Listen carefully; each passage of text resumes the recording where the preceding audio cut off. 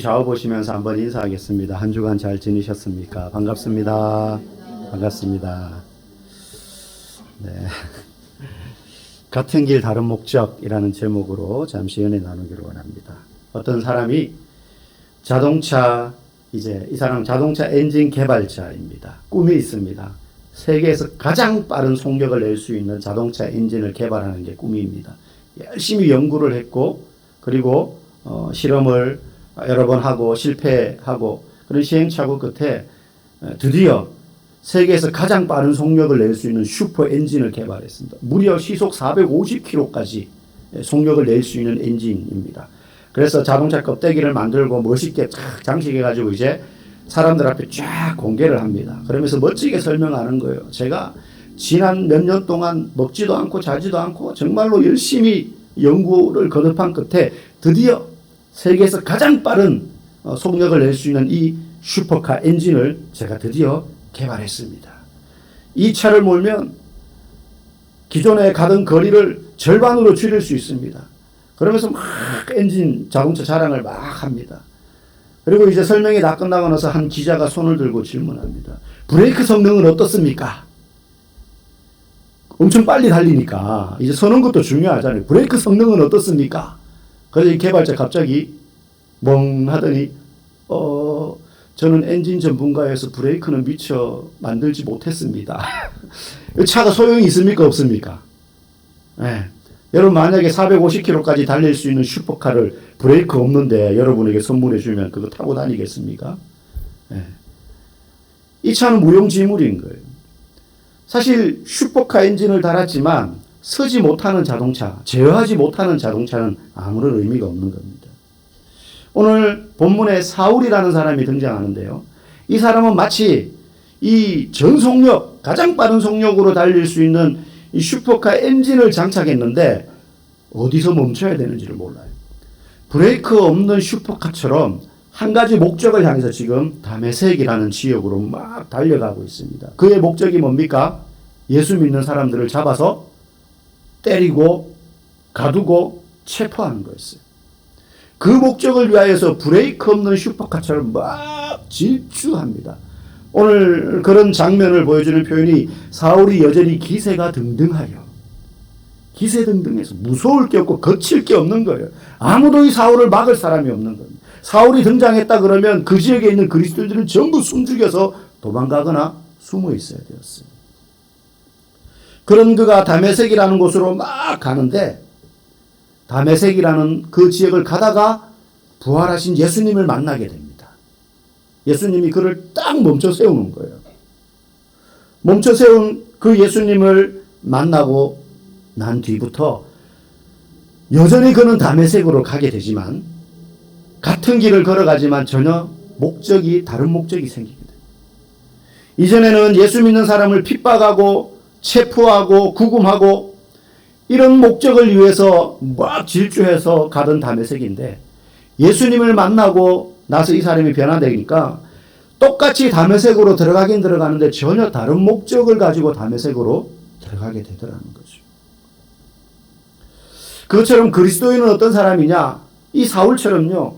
예수를 믿기 전에는 인생의 똑같은 길을 걸어가지만 예수를 믿고 난 다음에는요. 그 길을 걸어가는 목적이 달라진 사람. 한마디로 말하면 그 사람이 바로 저와 여러분들, 예수를 믿는 사람들인 겁니다. 오늘 사울도 그런 사람이 됩니다. 오늘 4절에 보면 부활하신 예수님이 사울을 부릅니다. 어떻게 부릅니까? 사울아 사울아 네가 어찌하여 나를 핍박하느냐? 네가 왜 나를 핍박하느냐? 사울은 이 음성을 듣자마자 이게 보통 사람의 음성과는 다르다는 걸 느꼈습니다. 제가 고등학교 때 자다가 꿈을 꿨는데 꿈에서 하나님의 음성으로 추측되는 소리를 들었어요. 꿈이에요. 근데 꿈에서 들었는데도 그 소리가요. 세상의 큰 소리와는 다르다는 걸 느꼈어요. 그러니까 크긴 큰데 뭐 스피커 볼륨을 엄청 높여가지고 와 부르는 소리하고는 달라요. 그래가지고 소리가 커서라기보다 꿈에서 제가 그 소리에 압도돼가지고 꿈에서 제가 길바닥에 벌렁 자빠진 적이 있거든요. 꿈입니다. 어디 나가서 우리 목사님 하나님 음성 들었다 하더라 이러고 막 돌아다니면 안 돼요. 꿈입니다. 사울도요, 꿈은 아닌데 사울은 자기 이름을 부르는 이 음성이 예사 음성이 아니라는 걸 직감적으로 알았습니다. 그래서 묻습니다. 주여, 누구십니까? 주여라고 부르는 거예요. 사울아, 사울아. 사울의 이름을 두 번 부르는 이 음성은요, 사울을 기세등등해서 예수 믿는 그리스도인들을 잡아 죽이려고 그렇게 막 질주하던 그를 길바닥에 꼬꾸라지게 만듭니다. 길바닥에 완전히 꼬꾸라져요. 이 음성을 들은 그 순간부터 사울은 변화되기 시작합니다. 여러분, 이 부분을 나중에 사도행전 26장에 가면 사울이 이렇게 회상해요. 우리 같이 한번 읽어보겠습니다. 우리가 다 땅에 엎드러짐에 내가 소리를 들으니 히브리 말로 이르되 사울아 사울아 네가 어찌하여 나를 박해하느냐 가시채를 뒷발질하기가 네게 고생이니라. 여기서 우리가 이 말은 사울이 혼자 가는 게 아니었다는 거죠. 오늘 본문에도 보면 사울이 쓰러져서 혼자 막 부활하신 예수님을 보고 하는데 다른 사람들은 안 보이는 거죠. 사울과 같이 예수 믿는 사람들을 체포하기 위해서 가던 일행들. 엎드려졌는데 오늘 본문에는 네가 왜 나를 핍박하느냐 이렇게만 나와 있지만 사울이 그 당시에 있었던 장면을 회상할 때는 더 내용이 더 있어요. 가시채를 뒷발질하기가 네게 고생이니라. 이 가시채가 뭐냐면 이제 그 지역에서 가축, 소나 말을 이렇게 농사 짓거나 수레를 끌게 하기 위해서 짐을 지우잖아요. 그럼 막 가면 이게 지 맘대로 막 가려고 한단 말이죠. 그러면 이제 마부가 주인이 원하는 대로 그 가축을 몰기 위해서 짝대기 끝에 이렇게 가시 같은 날카로운 걸 달아요. 그래 그걸로 쿡쿡 찌르는 거죠. 뒤에서 쿡쿡 찌릅니다. 지금 이게 무슨 말이냐면 가시채를 뒷발질하기가 찌르니까 소가 아프니까는 막 이렇게 뒷발질한단 말이에요. 근데 뒷발질한다 그래서 주인이 그거 그만둡니까? 쉽게 말하면 헛수고라는 거예요. 네가 나를 막 박해하면서 너의 그 율법에 대한 고집과 열심 그걸 가지고 막 사는데 그거 다 헛수고다. 그거 다 헛수고다. 네가 그렇게 저항해봐야 아무런 의미가 없다. 그 잘못된 고집과 신앙적 열심이 결합해가지고 막 예수 믿는 사람과 예수님을 핍박하는데 그 일을 하는 사울에게 지금 예수님이 나타나셔서 이야기하는 거예요. 여러분, 세상에서 가장 어려운 것 중에 하나가 사람이 바뀌는 겁니다. 우리 그래서 우스갯말로 갑자기 사람이 안 하던 짓을 하고 안 하던 행동을 하면 저거 죽을 때 됐나 뭐 이런 말 하잖아요. 사람이 하루아침에 바뀌면 왜 저러지 저 양반이 뭐 이런 생각이 든단 말이죠. 막 지금만 챙기던 사람이 갑자기 막 나눠져요. 간밤에 뭘 잘못 먹었나 뭐 이런단 말이에요. 그걸 평범하게 받아들이지 않습니다. 그만큼 어렵다는 거예요. 교육을 하고 가르치면 어느 정도 바뀔 수는 있습니다. 그런데 그건 그냥 개선되는 정도죠. 개선되는 정도예요. 성질 더러운 사람이 오은영 선생님 같은 사람 만나가지고요. 막 만나서 이야기하면 금쪽 같은 아이들 그런 애들이 만나서 교육받고 하면 조금 바뀌긴 해요. 조금 바뀌긴 해요. 그런데 얼마 전에도 그 뉴스에 나왔잖아요. 한 아이가 학교에서 막 폭행하고 이래가지고 그 큰 사고를 치고 해서 뉴스에 나왔는데 나중에 그 아이가 보니까 금쪽 같은 내 새끼에 나와서 상담받았던 아이였어요. 그 방송에서는 마지막에 개선된 장면이 나왔잖아요. 근데 그 이후에 얘는 그 이전보다 더 심해진 거예요. 그 사람이 가르치고 훈련하면 조금 나아질 수는 있어요. 그런데 그 본성과 본질이 변하기는 거의 불가능하다는 거예요. 여러분 자동차 좋아하시는 분들 막 튜닝하고 장식하잖아요. 가끔 운전하다 보면 뒤에서 막 탱크 소리를 내면서 와 그러면서 제 차를 쾅 추월하는 차들인데 보면 모닝이에요.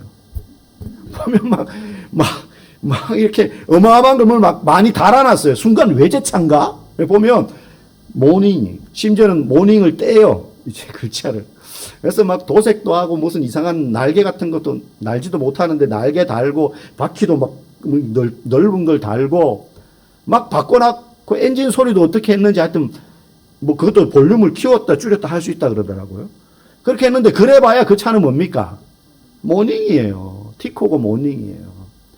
제가 딱 한 번 의도적으로 과속을 한 적이 있습니다. 이제 그때 처음 승용차를 샀는데 옵티마를 타고 다닐 때였어요. 새 차였죠.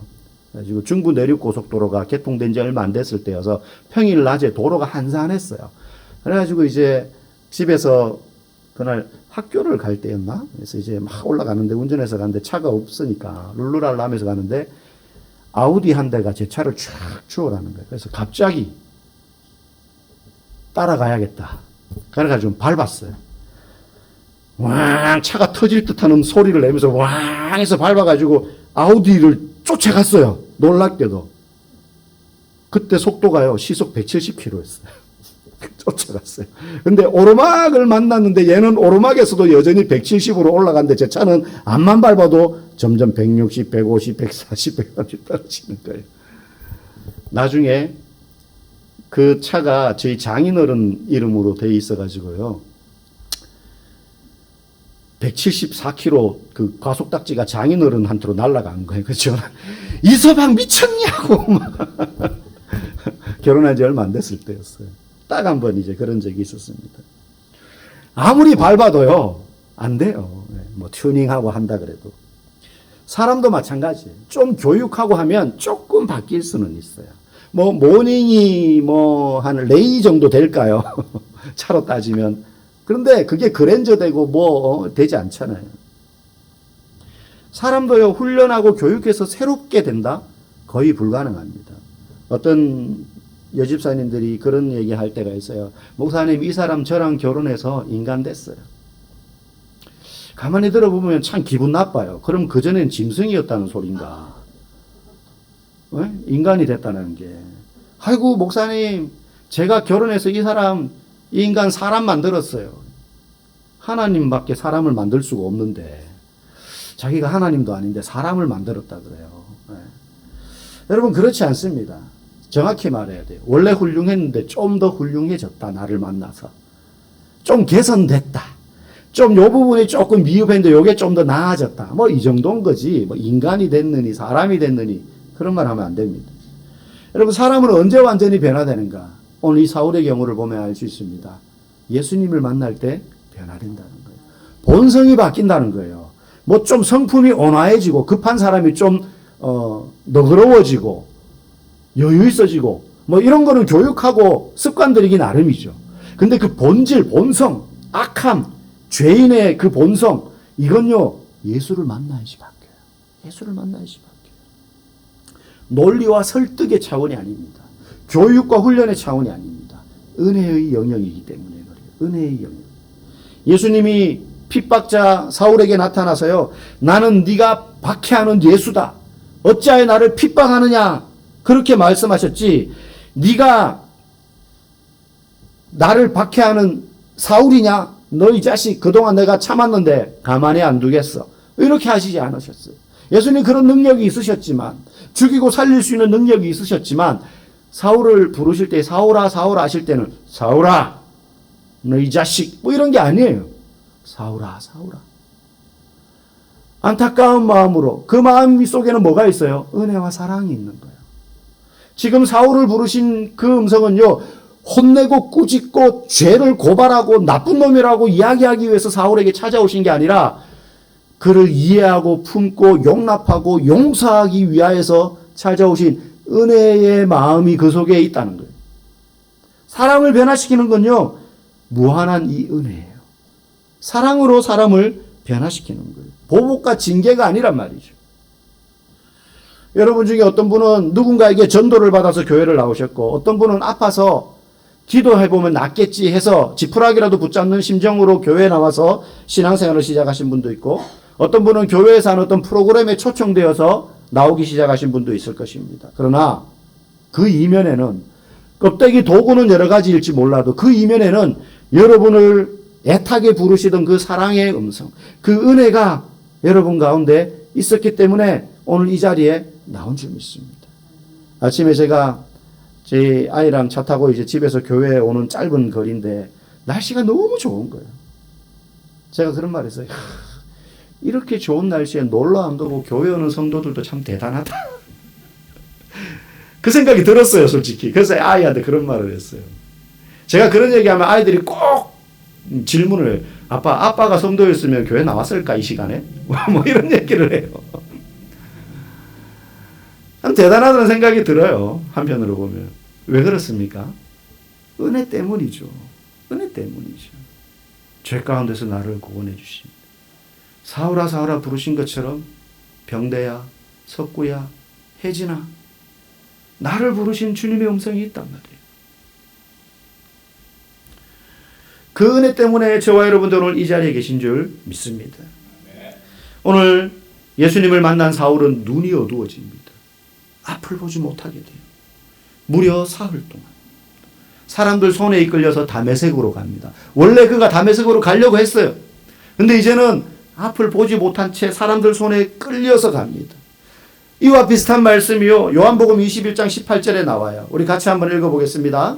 내가 진실로 진실로 네게 이르노니 네가 젊어서는 스스로 띠뛰고 원하는 곳으로 다녔거니와 늙어서는 네 팔을 벌리리니 남이 네게 띠띠우고 원하지 아니하는 곳으로 데려가리라. 아멘. 이게 부활하신 예수님이 똑같이 오늘 사울에게 나타나셨던 것처럼 낙심해서 고향으로 내려가서 고기잡이하고 있는 베드로에게 나타나셔서 하신 말씀이에요. 3번이나 예수님을 부인했잖아요. 예수님 잡혀갈 때 예수님이 예언하신 대로 부인했단 말이죠. 자기 자신에게도 너무 실망하고 무슨 낯으로 내가 사도라 그러면서 이제 복음을 전할까 무섭기도 하고 예수님 죽으셨고 그래가지고는 고향 가서 고기 잡고 있는데 예수님 나타나셔서 네가 나를 사랑하느냐 내 양을 먹여라 내 양을 먹여라 내 양을 먹여라 3번이나 사명을 주시고 난 다음에 이 말씀하시는 거예요. 지금까지는 네가 네 마음대로 네 원하는 대로 살았다. 나를 따라다닐 때에도 내가 살아있을 때 육신으로 있을 때 3년간 나를 따를 때에도 너는 너만의 목적을 가지고 나를 쫓았다. 예수님 옆에 잘 붙어있으면 한자리 하겠지. 저 예수님이 능력과 권위로 사람들에게 인기를 얻고 일하시는 거 보니까 저분이 나중에 우리 민족을 구원하기 위해서 로마를 공격해가지고 뒤엎어버리고 높은 자리에 올라가시지 않을까? 그러면 나를 잊지 않으시겠지. 뭐 이런 너만의 목적을 가지고 네 생각으로 나를 따라다녔지. 그런데 이제 내 양을 먹이려면 네가 원하지 않는 곳으로 사람들이 너를 띠띠우고 허리를 묶어서 끌고 다닐 거야. 예언이죠. 그가 앞으로 어떤 인생을 살 것인가. 예수님을 위해서 너가 이제 살게 될 텐데 예수님을 위해서 사는 인생은 너가 하고 싶은 대로 하고 먹고 싶은 대로 먹고 가고 싶은 대로 가고 쓰고 싶은 대로 쓰고 그렇게 할 수 없어. 이 얘기를 베드로에게 하셨던 거예요. 다시 말해서 예수님을 만나서 변화된다라는 건요. 성품이 좀 바뀌어가지고 훌륭한 사람이 되는 것을 말하는 게 아니라 이전에는 내가 내 삶의 주인인 줄 알고 돈도 실력도 건강도 인맥도 다 나의 성공과 안정을 위해서 썼는데 이제는 내 삶의 주인이 예수님이 되었기 때문에 그 모든 자원을 예수님을 위해서 내가 쓰겠습니다 라고 결단하고 그렇게 살게 되는 것을 예수님을 만나서 변화된 인생이라고 이야기하는 거예요. 베드로와 사울에게 예수님은 부활하셔서 똑같은 말씀을 하고 계신 거예요. 이전과 우리는 여전히 같은 일을 합니다. 예수 믿기 전에도 다니던 직장, 예수 믿기 전에도 하던 사업, 예수 믿기 전에도 하던 공부, 똑같이 예수 믿은 후에도 합니다. 예수 믿는다 그래가지고 하던 일 때려치우고 사업 그만두고 성경만 보고 산에 가서 기도만 하는 사람 없어요. 그런 사람 이상한 사람이에요. 예수 믿기 전에도 하던 일을 예수 믿던 후에도 그대로 하지만 그 일을 하는 목적이 예수님을 위한 것으로 바뀐다는 거예요. 그게 예수 믿은 사람이 변화된다라는 말이에요. 변화된다는 말이에요. 돈 버는 목적, 공부하는 목적, 예수를 믿는 목적도 여러분 예수 믿는 이유와 동기와 목적도 나를 위해서일 수 있어요. 그거는 변화된 게 아닙니다. 똑같이 예수님을 다른 수단 중에 하나로 여길 뿐인 거죠. 그러나 바뀌는 거예요. 나 중심에서 예수님을 위한 것으로. 그게 예수 믿는 사람에게 나타나는 본질적인 변화입니다. 그러니 나는 정말 예수님을 제대로 믿고 있을까? 나는 정말 나중에 천국에 갈 수 있을까? 나는 정말 예수님의 택함 받은 자일까? 여러분, 그게 무슨 몸에 표식이 생기는 게 아니잖아요. 무슨 명찰이 주어지고 자격증이 주어지는 게 아니잖아요. 목사가 집사 직분을 준다고 해서 장로 권사 직분을 준다고 해서 그 사람이 진짜 예수 믿는 사람이 보증이 되는 건 아니잖아요.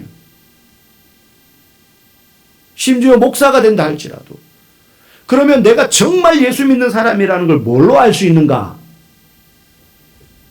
지금 내가 가지고 있는 모든 것, 물질, 시간, 건강, 재능, 힘, 지혜, 은사, 이걸 어디에다 가장 많이 쓰고 있는가?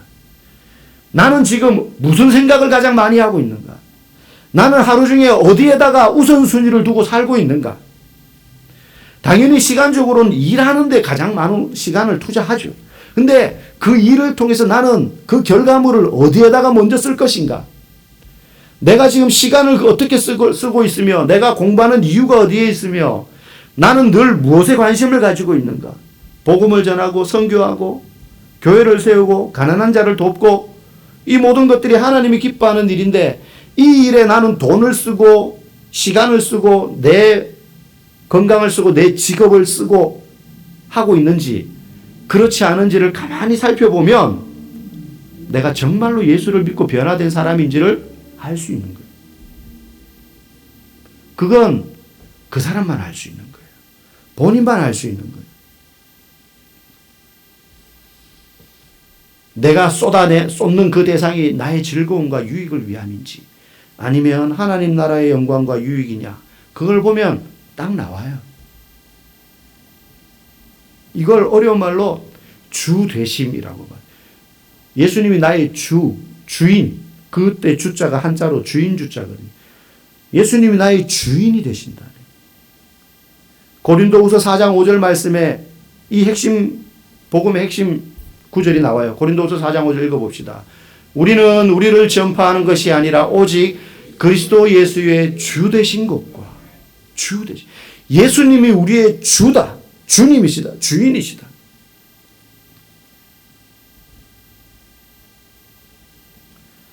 그리스도가 나의 주인임을 인정하는 순간부터 우리의 삶의 패턴이 바뀌는 거예요. 그분께 복종하고 굴복하고 헌신하는 삶을 살게 되는 거예요. 그러므로 교회 다니면서도 예수 믿는다고 말하지만 여전히 내 생각과 내 주장과 내 고집과 내 경험과 내 지식을 앞세우고 나의 유익을 우선순위에 두고 살고 있다면 그 사람은 여전히 예수 믿는다라고 말하는 것과 상관없이 내가 주인인 삶을 살고 있는 겁니다. 여러분 부모님 자녀들이 너무너무 소중하죠. 눈에 넣어도 아프지 않을 자녀들이죠.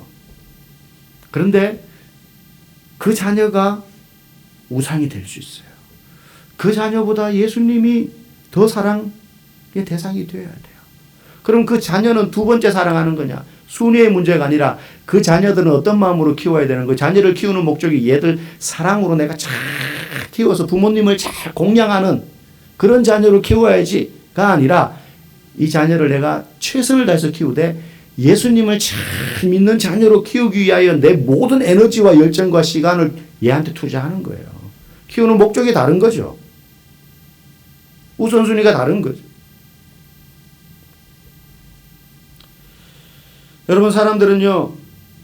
교회를 다니고 예수님 주님 주님이라고 부르지만 사실은 예수님을 나의 주인으로 진짜 인정하지 않으려 할 때가 많습니다. 왜냐하면 믿지 못하기 때문입니다. 믿자니 불안하기 때문입니다. 믿음이 뭔지 잘 모르기 때문이에요. 여러분 믿음을 영어로 이제 신뢰라고도 하지만 트러스트라고 하잖아요. 근데 이 트러스트는 트로스트라는 독일어에서 어원이 왔어요. 근데 이 트러스트라는 말이 무슨 뜻이냐면 편안하다 이런 뜻이에요. 편안하다. 거기서 영어에 믿음이라는 단어가 나온 거예요. 그러면 이 트러스트가 무슨 의미냐? 수영장에서 수영 배우는 거랑 같아요. 이 중에도 아마 계실 텐데 저희 아내가 다 좋아요. 뭐 착하고 부지런하고 또 지혜롭고 자녀들도 잘 키우고 다 좋은데 몇 가지 단점 중에 하나가 맥주병이에요. 수영을 전혀 못해요.